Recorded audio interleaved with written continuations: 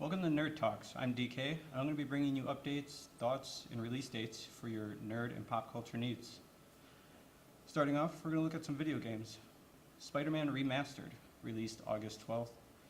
The game drove initially PlayStation sales back when it was released in 2018. Its remastered version has been put on PCs. You can now buy on Steam and Epic Game Stores. You can also transfer your save files from your PlayStation to your PC Spider-Man Remaster. Saints Row, released on August 23rd, is a reboot of Volition's 2006 Saints Row game. It's going to be placed in a new location. The character creation is in-depth, and there's a drop-in, drop-out co-op mode. The game is available everywhere except for on Switch. In tabletop news, there's Spelljammer, recently released this August.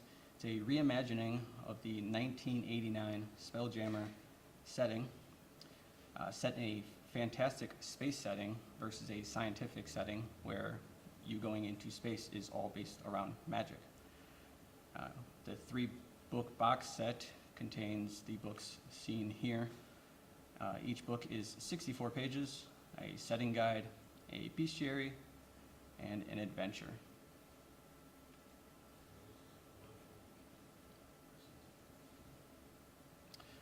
Additionally, in Dungeons & Dragons news, 1D&D was released and will officially be released in 2024. Playtesting will go from now to the end of 2023, where it's an update of the rules, an expansion of the rules. A digital tool set will also be included in the new Dungeons & Dragons. Now we're going to have a word from our sponsor.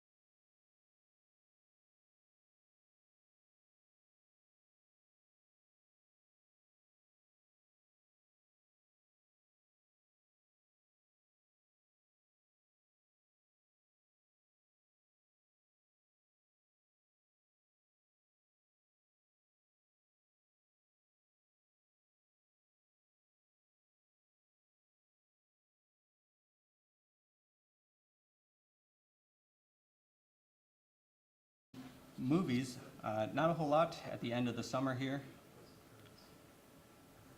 Dragon Ball Superhero was recently released, a movie that features Gohan and Piccolo facing off against the Red Ribbon Army. It reviewed well and has been doing well since. In streaming and TV, She-Hulk, Disney Plus Marvel show, is the last show in Phase 4, where Jennifer Walters is a lawyer for superheroes and is also She-Hulk. It came with mixed reviews, but I would suggest you go and watch it yourself, as the MCU is known to be review bombed. The show will continue weekly until October 13th. And then on Amazon Prime, we have the Rings of Power. It starts on September 2nd. It is in the Lord of the Rings fandom.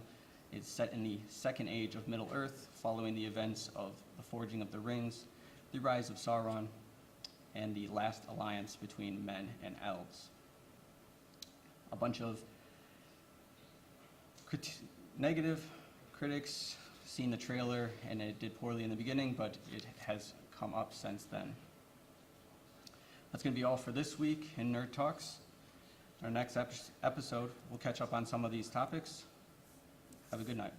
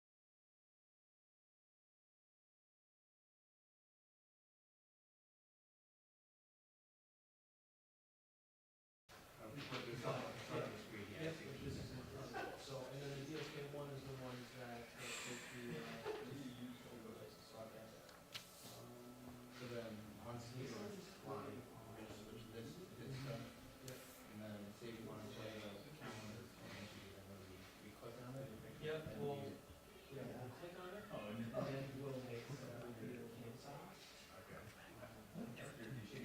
Are they like adjusted on there? Do you want all those, any of those pictures like to be adjusted or Literally just like randomly, however, it's throw fine. them up or? Like, My plan was just to have like pop up. Okay. Okay. Alright, so I did, you don't have to scale them or anything like that, just. Do I press take again to get rid of them, or how do you? literally, you just pop them up and like move the knob around until it's I don't have Instagram, unfortunately. When we get rid of it, when you do get rid of it, just press. Just try not to take it off the screen because then you have to like move it over. Yeah, yeah, So you'll just press, take. okay. Yeah. Alright, I have to pay attention. Yeah, make sure, probably like a small signal or something. I'll try to look over in your direction. Yeah. Alright, we ready? Says this between. Ready as I'm gonna get. Alright. So I think we're going live, guys. You'll have to take this, the DSK one off screen. And as soon as you take it off, then Press it, press DSP one. How's my hair? DSK one. Now you're gonna wanna hit CDR one, so take.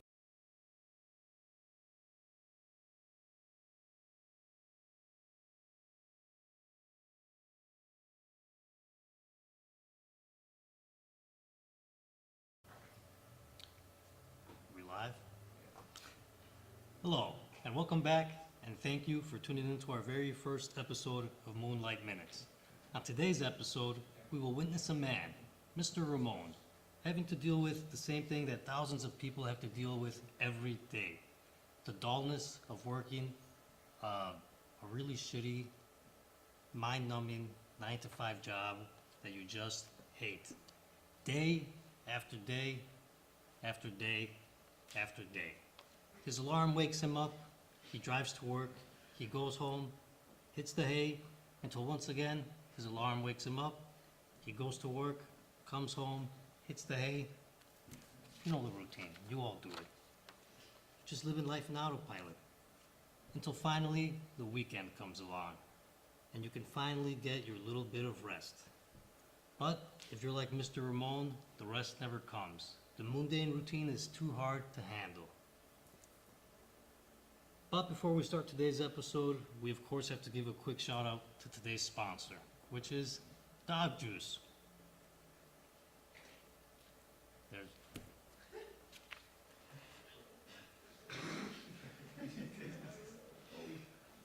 This episode was partly funded by our great friends over at Juice for Dogs, which makes, you guessed it, OSHA approved emergency flotation devices. So if you're thinking about being around large, deep bodies of water, give them a call. I mean, I don't know their number, but you have Google, you can look it up, right? So without further ado, let's roll.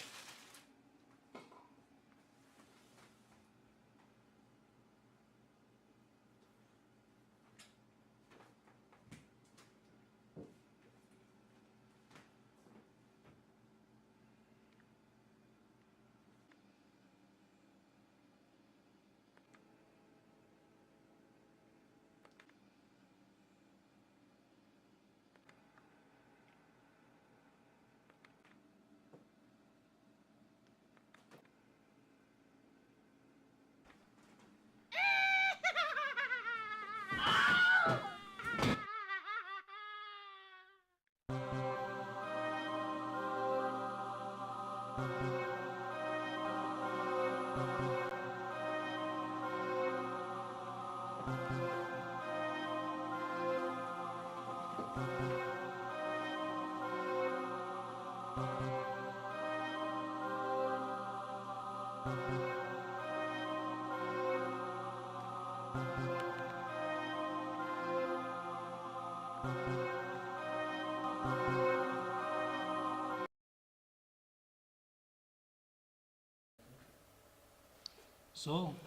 there you have it. Mr. Ramon finally got his break from his dull routine, only for it to follow him where he least expected, his evening meal. Were the weenies Mr. Ramon was using for his dinner really sentient? And trying to mess with him, even laugh at him? Or were they simply just rolling off the counter? I don't know. That's for you to decide. At the end of this episode, I'll leave you with a poem that some famous guy said. I don't remember his name, but I thought it sounded cool, so. I saw it once, I have no doubt, but now can't place its whereabouts. That's all, and I'll see you next time on Moonlight Minutes.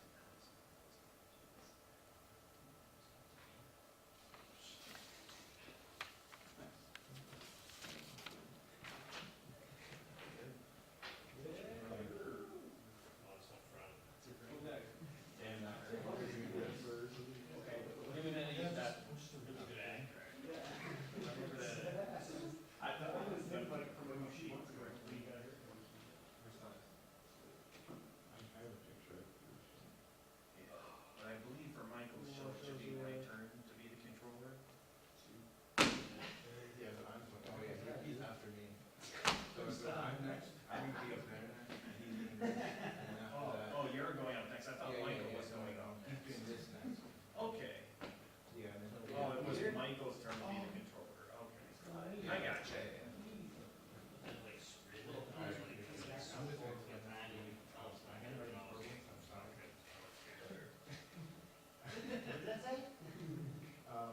So there's like 3 graphics on this side, and I just want them like in the top right corner. This is the name of it, it's abbreviated, that's abbreviated on there too. So this graphic will go after the intro. So I'm gonna say like, I'll talk about when I'm going, I'll say the Lucas Oil light model, and that's what this is. So then you put that graphic, then after that graphic it's the commercial, which can you switch that? Yeah, I can switch to this. It'll be the, yeah. Fuck the lower threads, so that's the opener. And then commercial, and then that's the switch. So after this commercial, we'll go back to this, and then go to the portfolio model, that's the late model, that would be the name of the graphic. And then, so I'll say World War Late Model, to put that graphic in the corner for like the whole time. And then I'll say World War Sprint Cars, and then I say Blue Sprint Cars. It'll all be in, I have them in order for you too. Okay. And then after that, are you gonna cue the, like, give me a verbal cue? I think I just look up at you, it'll be, actually, I'll just say, up next to the video. Okay. What's that last sentence before you move? I'll just say, I'll say, video package. And then, yeah, you put the video package, and then, yeah, I just gotta, you put a little more to read after the video. You put some good subtitles, like. Yeah, I'll say, thank you all for watching, blah, blah, blah, at the end, and then, Okay. if you, Are these the two, are these? no, I was, excuse me, for this outro, is just. That's where you're talking. That's just where I'm talking, yeah. Gotcha, and then we'll play the ending and. Alright. Who's your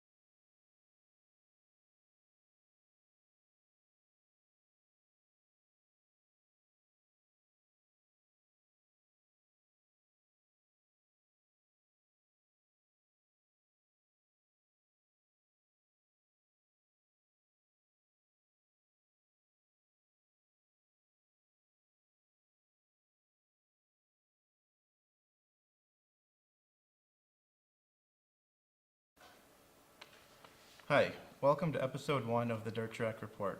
In this episode, we'll be going over the Lucas Oil late models, World of Outlaw late models, and World of Outlaw sprint cars, as well as what's happening in eastern Wisconsin. The Lucas Oil late models were at Port Royal Speedway in Pennsylvania last weekend for the 50,000 to win Rumble by the River event. Jonathan Davenport and Brandon Shepard won the prelim features on Friday night, and on Saturday night for the 50,000 to win main event, Earl Pearson Jr. was able to go from 4th to 1st to win the feature. That was also his first win of the year of the season for the former champion.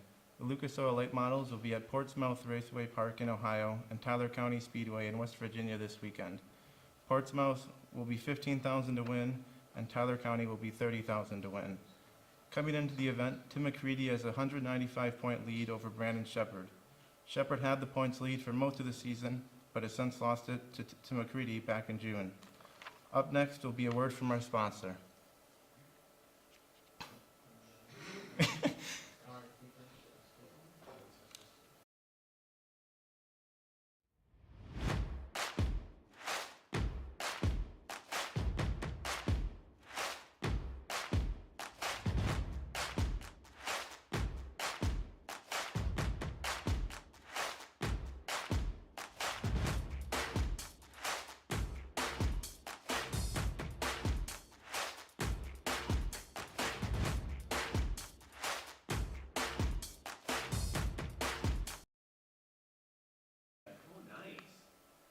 Welcome back. Up next, we'll be talking about the World of Outlaw late models. They were at Davenport Speedway in Iowa this past Thursday, Friday, and Saturday. It was 10,000 to win on Thursday and Friday, with a 30,000 to win feature on Saturday. Jason Fager picked up the win Thursday night, and Tanner English won both Friday and Saturday. The World of Outlaws have two 10,000 to win shows this weekend. The first one will be at Smoky Mountain Speedway in Tennessee, and the second one will be at Livonia Speedway in Georgia. Tanner English was able to cut Dennis Erb Jr.'s point lead down from 164 to 98 after his two wins this past weekend at Davenport.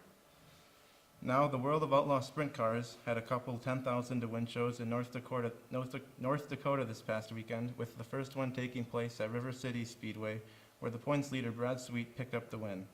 On Saturday night, they were at River Valley Speedway, with Carson Macedo winning that race.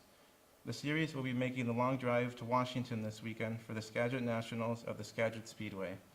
It will be 10,000 to win on Thursday and Friday, with the 25,000 to win final taking place on Saturday. Brad Sweet continues to lead the points with a 66-point lead over David Gravel. Also happening this past weekend was the debut of Ryan Timms with the World of Outlaws. He has been dominating at non-World of Outlaws shows all throughout the Midwest this year, and most fans are waiting for him to turn 16 so he could legally compete with the World of Outlaws sprint cars. Well, on Friday he turned 16 and competed with the Outlaws that night, where he ended up finishing 9th. On Saturday he was with the Outlaws again, and he became the youngest driver to ever finish on the podium with the World of Outlaws, when he finished second at only 16 years and 1 day old. Up next will be the video package that I made while I was at the Berg Speedway this past week.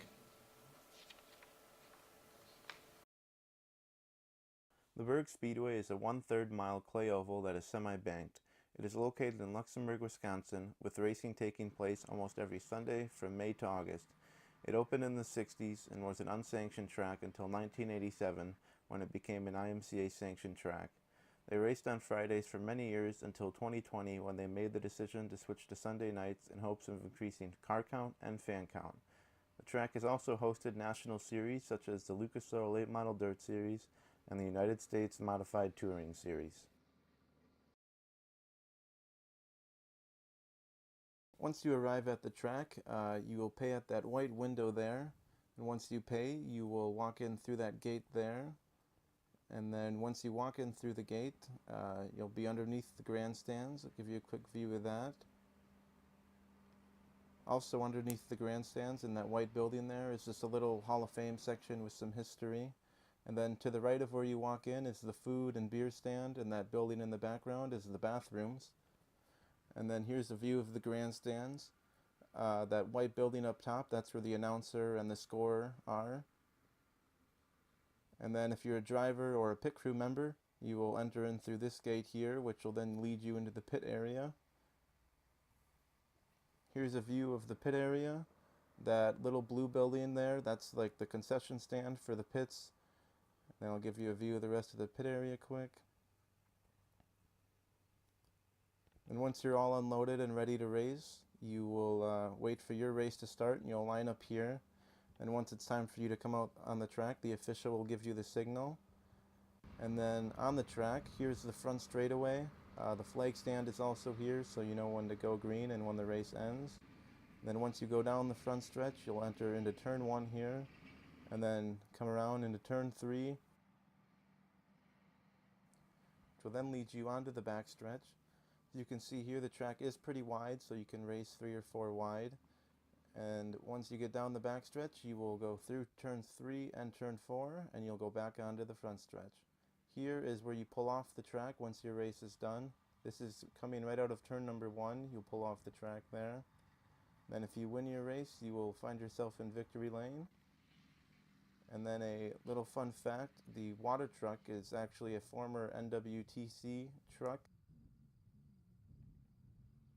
And that is the tour of the Berg Speedway.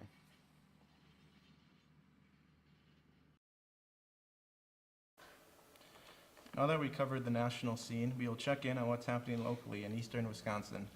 Jacob Zellner won $10,000 during the IMCA Sport Mod Captain of the Creek event at 141 Speedway on August 18th. IMCA Sport Mods typically race for around $300 to win for most shows, so $10,000 is a lot of money for these drivers. That was also only his 4th race all year, while some of the drivers that were there have raced 30 plus times this season. Although he was 141 Speedway's track champion in the Sport Mod division last year, he definitely wasn't the favorite to win. Top drivers from Iowa, Minnesota, Kansas, Michigan, and Illinois all came to race for the $10,000 prize. This past Friday, Turk Letizia won his first ever Dirt Kings late model race at Plymouth Dirt Track. I was actually at that race, and that was my 50th different race I've been to so far this year. Also, 141 Speedway, Shawano Speedway, and Outagamie Speedway will all be having their final points nights this upcoming weekend.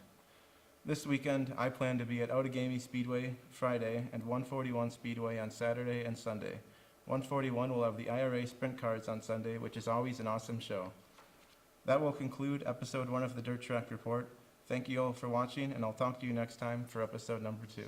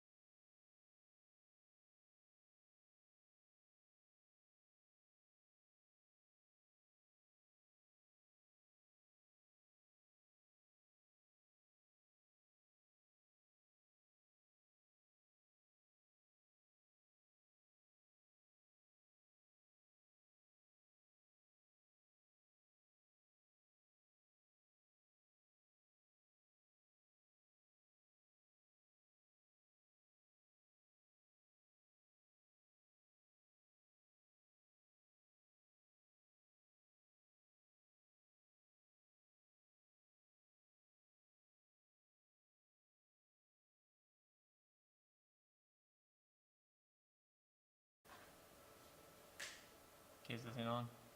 Okay.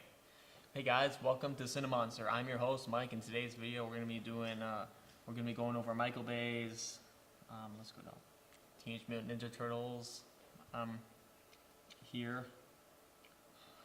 Okay, so first off, this movie is mainly just a continuity reboot of the original film series produced by, well, Michael Bay already said it, and it was directed by John Liebesman, who also directed movies like Battle of LA, Wrath of the Titans, The Texas Chainsaw Massacre, A New Beginning, Rings, Doolittle, The Killing Room, and various other movies of the sort. So, the film was produced by companies like Nickelodeon and distributed by Paramount, and is a live-action movie with each turtle generated throughout performance capture CGI. So, without further ado, let's get into the plot, shall we? Now, I haven't watched the movie, so I'm not exactly sure how it goes. Okay, so basically the story starts off when April O'Neil finds herself involved in a secret group called the Foot Clan, but opposing them are just mainly the four turtles. And as expected with any adaptation, there are some changes. Because each turtle is tall and bulky like all the other sources, and the Foot is modeled after the modern military. Okay. Yeah, probably because market or not, it would be expensive to send the turtles up against 20 trained martial artists at the time as they have been in the past. Okay, so the film was released in 2014 and it managed to grow half of its production back in one weekend, also taking in more than one weekend than the last Turtle movie did in its entire theatrical run. So yeah, also in 2016, a sequel, Out of the Shadows, was released. So yeah, let me get back to my script here. So yeah, that's pretty much it. So stay tuned for the next review. Also, this is sponsored by Pizza Hut.